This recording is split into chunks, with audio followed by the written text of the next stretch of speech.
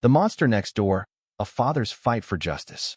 In the quiet cul-de-sac of Willow Creek, where manicured lawns whispered respectability, a nightmare unfolded that would shatter the illusion of suburban peace.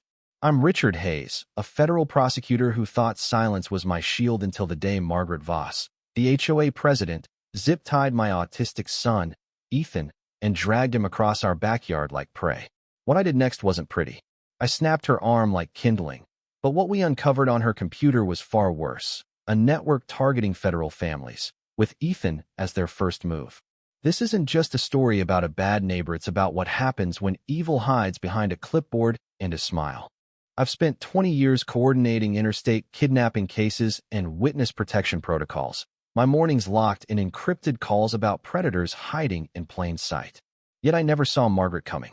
She rolled into Willow Creek like a storm in pearls, her voice sharp with authority before anyone voted her HOA president. Within days, she knew everyone's routines, especially ours. Ethan, my 12-year-old son, is autistic, brilliant in ways most can't fathom. He spins under our backyard maple, flaps his hands when excited, and hums softly when anxious. To me, that's his genius. To Margaret, it was a target. She'd linger by our fence, pretending to prune roses while her phone zoomed in on Ethan. She called his hums disruptions, his swings violations. Her eyes never matched her smile. I stayed quiet, trained to wait, to gather evidence. Bannock ruins cases. But then Ethan said, "Dad, the gray SUV's back. It leaves after your calls." My blood chilled. Margaret wasn't just nosy. She was hunting us. It started small. One Thursday, Ethan was on his sensory swing, humming in that soft rhythm only I understood. The gate clicked. Margaret stood there, heels sinking into our grass, clutching a clipboard like a weapon. "Ethan's vocalizations violate HOA noise codes," she declared, waving a rulebook. "It's 2:30 p.m., I snapped. "He's playing in our yard."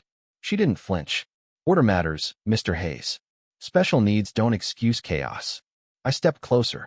"He's autistic. That swing, those sounds, theory how he copes." Her lips curled. "Rules apply to everyone." I saw her phone recording Ethan, her eyes cold, calculating. "Put it down," I growled. She smirked. "Documentation protects us all." I slammed the gate shut. "Come near my son again, and I'll bury you in court." She walked away, muttering, "Families like yours think you're above the law." That night, Ethan's words froze me. The gray SUV was there again, Dad. She wasn't just watching him, she was tracking me. By morning, I was up, staring out the window as that SUV idled at 6:45 a.m., right after my DOJ call ended. This wasn't a coincidence. It was surveillance. I pulled files from my safe patterns from old cases. Margaret's moves fit a predator's playbook. By noon, she was back, spreading photos of Ethan's swing across my kitchen table. "This violates HOA Covenant 5.7, she said. "Remove it, or I'll call Child Protective Services." "You photographed my yard?" I slammed the table. "You trespassed." She smirked. "It's not your property if it endangers us." I leaned in, voice low. "Touch my son, and you'll forget your name in lawsuits." Her eyes gleamed, unafraid. "The government doesn't scare me, Mr. Hayes. You people take enough." Saturday dawned crisp, Ethan buzzing for our pancake and plane documentary marathon. 20 minutes, buddy," I said, kissing his head. "One call, then pancakes." At 7:15, my secure phone buzzed a DOJ emergency. I locked my office, encryption on, unaware my world was unraveling. Outside, Ethan arranged his toy planes, humming, flapping. Then the landscapers next door roared to life, leaf blowers, trimmers, a sensory assault. Ethan rocked, clutching his ears. Too loud, too loud. I should have run, but the call was critical. I told myself he'd manage. Margaret saw her chance. Security footage later showed her taking something from her pocket, shutting off her cameras, and stalking toward our yard. She called out, "Ethan, your noises disturb people." He rocked harder, muttering. She opened our gate, lunged, and zip-tied his wrists, professional-grade restraints. "Someone's got to teach you the real world," she hissed. Ethan screamed, "No, Dad, help." But I was behind soundproof walls, oblivious to it all. His scream sliced through. Not a meltdown terror. I tore off my headset, sprinted outside, heart pounding. I vaulted the porch, rounded the house, and saw her, Margaret, dragging my son, his wrists bound, face scraped, sobbing. She was smiling. I didn't shout. I ran, cleared the fence, and slammed into her. She collapsed, shrieking. I ripped Ethan free, tore at the zip ties, whispering, "You're safe, buddy." His lips cracked, voice shaking. She said I was a threat. Margaret crawled away. I grabbed her HOA sign and hurled it, cracking the pavement. "Don't move." She froze. I marched over, fists clenched. "You zip-tied my child and dragged him like garbage." She spat. He was screaming, disrupting peace.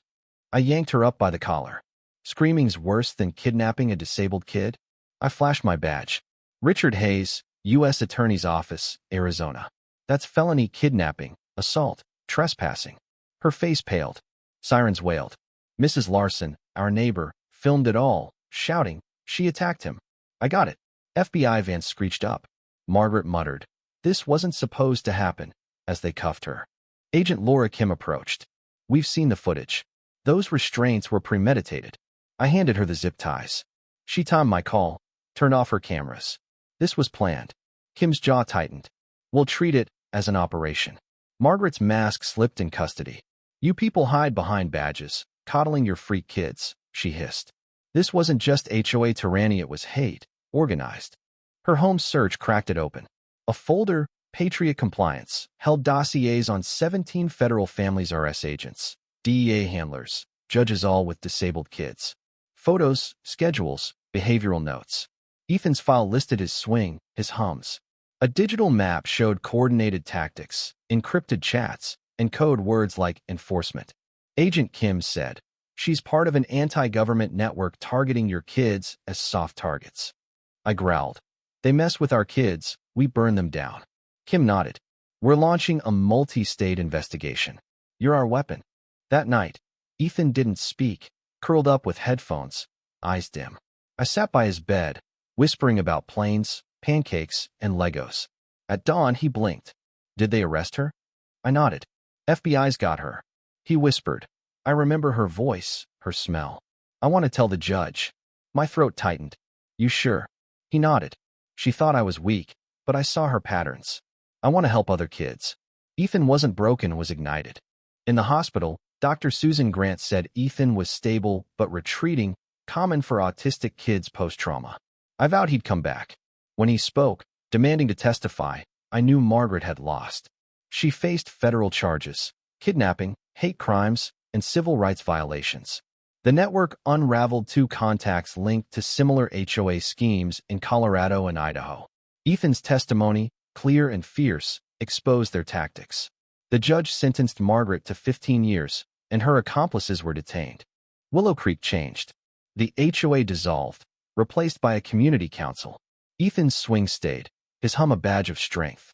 I called 17 families, vowing protection. As I tucked Ethan in, he asked, "Why hate me for being different?" I knelt. "They're scared of your strength, Ethan. You're stronger than they'll ever be." This started as one morning, one monster. But Ethan's courage exposed a war on the vulnerable, hidden behind picket fences. Silence isn't peace. Order isn't justice. The dangerous wear name tags, but the difference is in power. If you've been shamed for your child's differences, fight back with truth, with law. Justice walks barefoot to protect a child. What do you think? Was I right to snap Margaret's arm, or should I have waited for the law? Have you faced injustice that pushed you to the edge? Share your stance in the comments. Let's talk about violence, justice, and standing up for what's right. Your voice matters.